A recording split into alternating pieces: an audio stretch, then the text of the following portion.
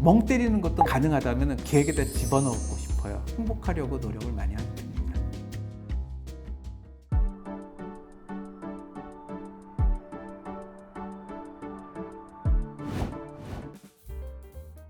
안녕하세요. 카카오티 블루를 운행하고 있는 송재준 크루입니다.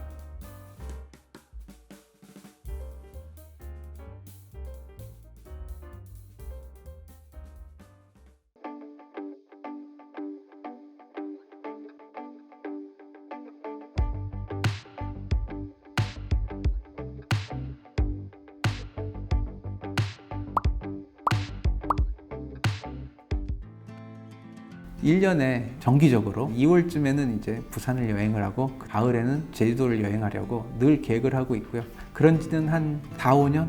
네.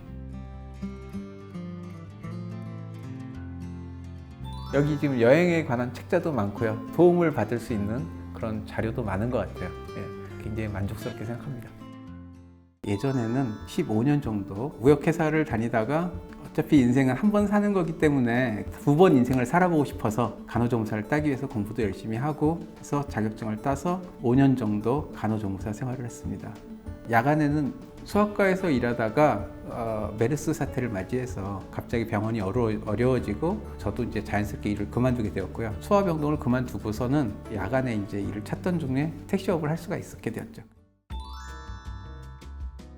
지금도 기억이 나는 게 첫 번째 손님이 중학생이었어요. 그때는 인사도 잘 안 나오고 그냥 어서 오세요, 안녕하세요. 갑자기 더군다나 길에서 손을 들어서 탔기 때문에 어디에 서야 될지도 모르겠고 잘 섰는지 아니면 가까이 붙여서 세웠는지 막 이런 것도 긴장되었고 내릴 때도 갑자기 여기서 내려주세요 하니까 약간 급정거했었던 것 같기도 하고 현금을 냈는데 잔돈도 준비가 안 돼 있으니까 이걸 어떻게 거슬러 줘야 되는지 굉장히 당황스러웠던 기억이 있고 오히려 이제 카카오 때는 그런 경험이 없었죠.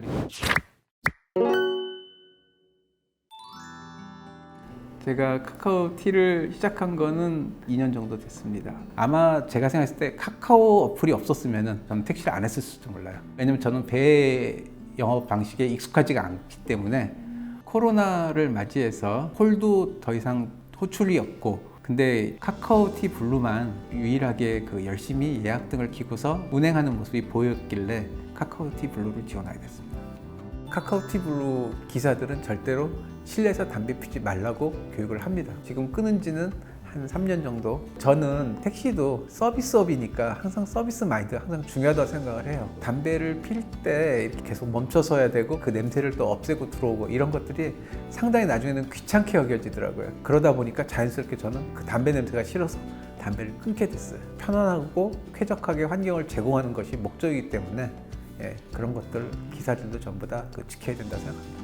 저는 이제 서울 시내에서만 거의 운행을 했어요. 왜냐하면 복귀할 때 빈차로 와야 된다는 그 부담감 때문에 일부러 시외를 잘 안 나갔었는데 카카오티 블루를 하는 첫날 동탄을 받아서 나갔고 거기에서 가자마자 바로 복귀콜을 받아서 왔다는 거 그거에 대해서 굉장히 이게 쉽게 운행을 할 수가 있겠구나라고 해서 굉장히 그때 뿌듯했죠. 특히 택시를 선택한 사람들은 대부분이 얽매이는 거 싫어가지고 택시를 선택을 했을 거예요. 어쨌든 이게 택시는 내가 자유롭게 어디든지 갈 수가 있어요. 뭐 어디에 얽매여서 오늘 꼭 어디를 가야 되고 그런 건 아니기 때문에 항상 자유로운 마음으로 어디든지 갈 수 있다고 생각을 해요.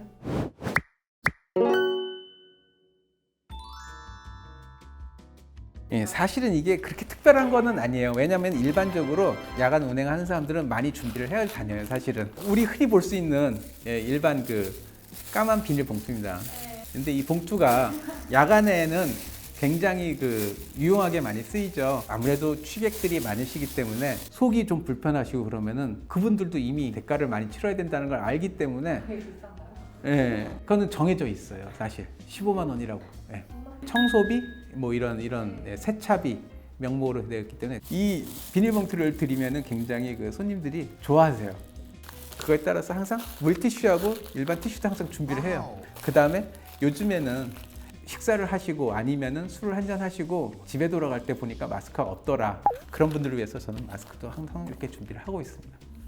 택시도 하나의 서비스업이기 때문에 내 마음이 편하고 내가 모든 것이 좋은 상태일 때 좋은 서비스가 나올 수 있다고 생각을 해요. 그래서 내가 피곤한데 무리하게 운행을 하면은 무리한 운행이 될 수밖에 없고 급정거와 급가속은 손님들한테도 안 좋고 차한테도 무리가 가기 때문에 저는 절대 급정거 급가속을 안 하려고 노력을 많이 해요. 과속 방지 카메라가 나오면은 그 앞에서만 잠깐 멈췄다 가는 캥거루 운전을 하는 것이 아니고 미리 속도를 줄여서 브레이크를 안 밟고도 그냥 부드럽게 넘어갈 수 있게 그런 식으로 운전을 하는 편입니다.